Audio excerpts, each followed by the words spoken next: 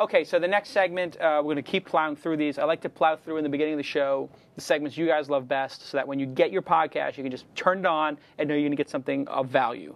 The next thing of value that you guys all love is, of course, the Shark Tank. And we have Corey. Play some video segments in between. Here comes Corey. 1 second, we're playing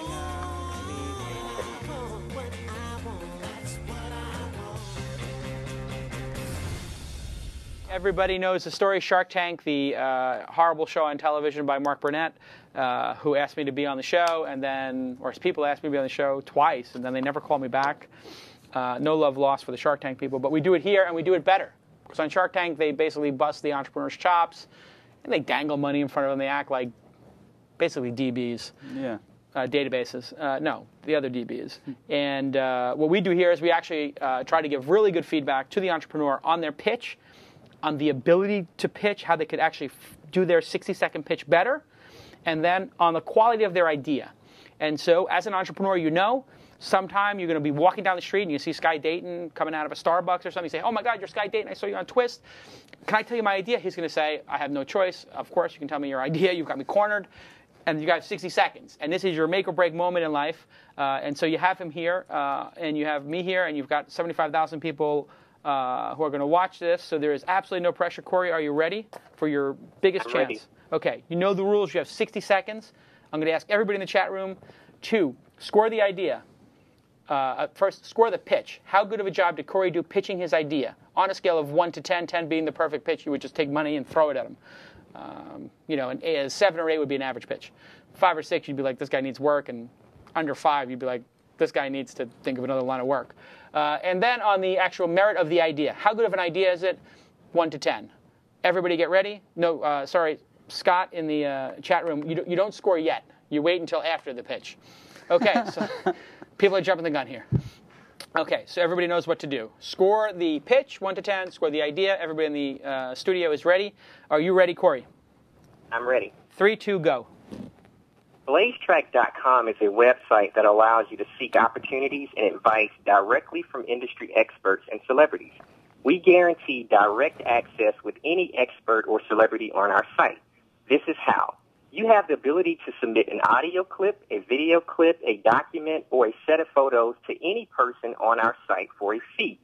The fee is determined by that expert/celeb.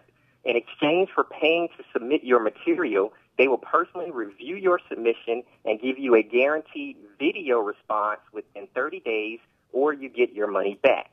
Blazetrak generates revenue by taking a 35% cut of the fee. Imagine being able to submit a demo to a Grammy Award-winning producer, a design to a top fashion designer, or even a business plan to an investor. Every one of them will respond with a video within 30 days. That's Blazetrak.com. Very good, very good. You did it with 8 seconds left. Everybody loves brevity. Sky, you're our guest. Tell us, how good a job did you do pitching? Did you understand the idea? And then, what do you think of the idea? Wow, I have to think about that. I'm not the kind of instant, like, all right, bang. I will give you the instant. You're better at that than I'll me. give you the instant since we do this all the time, and Tyler's got his ready, of course. I think your pitch is a 7.58. I understood exactly what you did in the first 15 seconds. You have celebrities or experts who will look at your pitch for a fee and give you feedback. You made it very clear exactly what you do in the value proposition, and I understand the pain point, although you didn't explicitly say what the pain point was. The pain point is, if you're a singer or an actor or a business person and you want to get feedback on your idea and you can't get anybody's attention, maybe you can pay to get their attention, and their attention might actually be valuable to you. So I like the pitch. The pitch was very good, and I like the idea, actually. At first glance, there's going to be a little bit of payola, and maybe this seems like, you know, a little bit of a scam. So you have to be careful, I think, on how you execute it. But if the fees were reasonable, I think people would actually pay. So if you paid $100 to have Robert Scoble look at your website and give feedback, or a designer who's famous, $500 to look at your website and give feedback, or, you know, Tyler to look at your pitch for Open Angel Forum, I mean, it's like paying a consultant, but you're putting into a space where maybe people don't have access to them. Tyler, what were your scores, and what did you think? 8 and 8. 8 and 8. Yeah. So you want to expand upon that, or just want to just say 8 and 8? Well, you're starting off with the vertical of music specifically. Is that right? Are you starting? We're actually starting with music, film, and fashion. Okay. We currently have over 200 experts that are using the system. Yeah.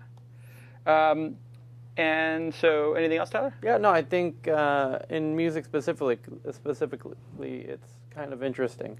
When I was looking, I saw this idea. It'll be really interesting to see if this takes off, if it grows. And again, a lot of it's going to be based on how good of experts you can get, I think. Yeah. And so I guess somebody said here, isn't this like the slime that Jason is taking down with Open Angel Forum? You know, I understand that position, and I did have that little bit of response there. However, you know, people do pay consultants to help them with, you know, you pay a singing coach, you pay, an acting coach. So it sort of feels like, depending on the price here, and the expectation, like, is the expectation, do people have the expectation, Corey, that if I pay, and how much are they paying on average? But if I pay a couple $100 or $100 or $50 to somebody to hear my track and get feedback on it, do they expect they're going to get signed, or are they doing it really just to get the feedback? Well, they're paying either for an opportunity, or they're submitting for an opportunity, or they're submitting for advice. Mm-hmm. You see, also you have to keep in mind is that they're submitting to industry experts, untouchable people. These are very, very unreachable and inaccessible people.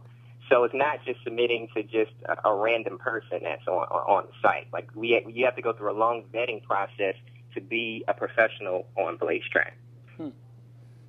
I think you asked the right question, Jason. It was, what's the purpose of the person submitting? If the purpose is to get advice, yeah, it's basically like paying a consultant. If the purpose is to kind of break through, if you're talking about the arts, for example, music or acting or something like that, I just feel like it's got to... There's some sort of conflict. It's not the natural way that stuff is supposed to happen, and maybe that's why you're saying, hey, I'm going to change the paradigm.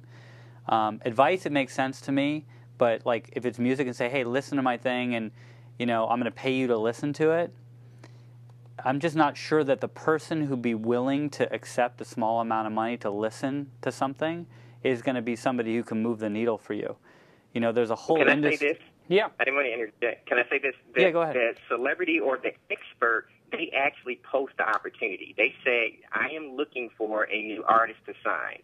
I'm looking for a new producer to work with. I'm looking for someone to submit a song that I can place on Britney Spears. Or they clearly define in their description what it is that they're looking for and what you are to submit to them. It's not just an open session where you can just throw anything you want at them and want them to respond. They actually have to determine and post exactly what it is that they want you to submit. So Corey, that's not a new model, as I'm sure you're aware. I mean, Hollywood, just go down Hollywood Boulevard and, the people handing out flyers saying, we're looking for actors, we're looking for talent.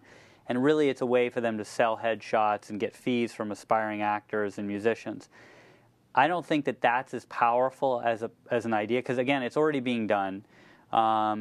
As the advice and kind of reverse answers thing. Like it's a little like I've got a business plan and I want to find somebody who's an expert to look at it. I've got a whatever. That's that sort of thing where the deliverable by the person is advice and knowledge.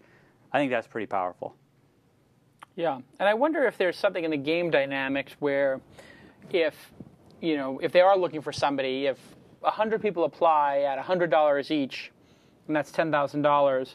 The person who does get selected out of that 100 gets their track produced by this person or something, So it's more like, it's some sort of a prize, and somebody wins in a contest. Yeah, that's interesting. It could sort of add to the dynamic. And that's something that leverages the web more than the offline, because again, even that is being done in offline today. Yeah. But doing it online, it's what do people pay to get in touch with the current people? What's the ballpark? I say the average fee is probably about $90 to $100. But you keep in mind, also they're paying to get that video response back from that person. Yes, there are other sites where you can, submit information and they can send you an email back. You're getting a video directly from a person that you would never have the opportunity to sit down and talk to. Do they have the rights to reuse that video? What was that again? I'm sorry. Do they have the rights to reuse that video? The poster, the person who's pitching. Can they take that video and for example turn it around to use it as an endorsement for their put it on their website? Whatever, put it on their website. Exactly. Well, Blazetrak owns all of the content that's on the site, but the user has to agree and the professional has to agree. In the way our technology is built, both parties have to agree that this video can be made public, and then they can go and use it. But if the professional or the celebrity says, hey, this is a private video back to you, I do not want this public, then that user is not allowed to use it. Mm-hmm. Interesting. We think you're onto something interesting. I think one of the reasons, just in terms of, we were on TechCrunch 50 and Open Angel Forum, and so we have a similar dynamic. People submit something and we give them feedback. And I would say that, the way we look at it is we give that feedback as... we are blown away that people, trust the conference enough or, respect Open Angel enough to take the time to write in and submit something. So we sort of feel like it's our obligation or our duty to give a response. And so it sort of works off this reciprocation effect. You've done something for me, I'm going to do something for you. So we actually take a lot of time to give feedback on their specific ideas. And so this sort of short circuits the reciprocation effect of, hey, I asked for help and you helped me. It's putting the money into it.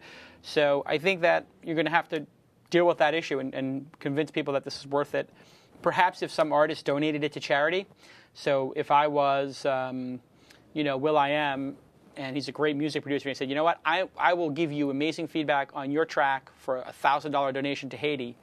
That's a really good idea, and I think that speaks to what's valuable to the celebrity. You can't pay Will.i.am enough money to have him answer anybody's question, right? But if you put it in the charity context or mentoring or something, then I think you're going to get a much higher caliber of somebody who's willing to, yeah, sure, I'll take $100 to look at somebody's track. I don't think that person who's willing to do that is a decision maker. Right. If they wanted to get your advice on a business plan, you just did it for free for the first person calling in. You're doing it a second time. If somebody said, hey, I'll give a $1,000 donation to, a charity you work with, Make a Dream Foundation or whatever, would you actually take the time to listen to their business plan and actually give 10 minutes of feedback? I would, and if you said, I'll give $1,000 to you, I would say absolutely not. Right. If you said, I'll give you, whatever, name the number, I'm just not interested. Right. But if it's something tied into that, I think that's... Yeah, if somebody said, hey, you can sit down for an hour, listen to 10 pitches, give an hour of feedback, and in 2 hours of your time, $10,000 goes to charity. Make a Dream, you'd be like, yeah, I'm in. Yeah. It's like you're free rolling on it. Exactly. So anyway, there's some feedback for you, Corey. I have to give you credit. You're in the arena. You're making it happen. You've got a website, and you did a great job. So much to be proud of. Everybody go check out Blazetrak, Trak. And do you have a Twitter account that people can follow and communicate with you on? What is it? At Blazetrak. At Blazetrak. So very simple. If you are a fan of the show, it is your Geary, it is your obligation to help Blazetrak on their path to success. So go follow Blazetrak. Let's see his follower count go up by a couple of hundred by the end of the show. And good job. Thanks, Corey. Thank you so much. Thanks, Corey. Do you have a favorite show so far, Corey, by the way? This is actually my first show. Oh, it's your first show. Fantastic. Well, you got a good one.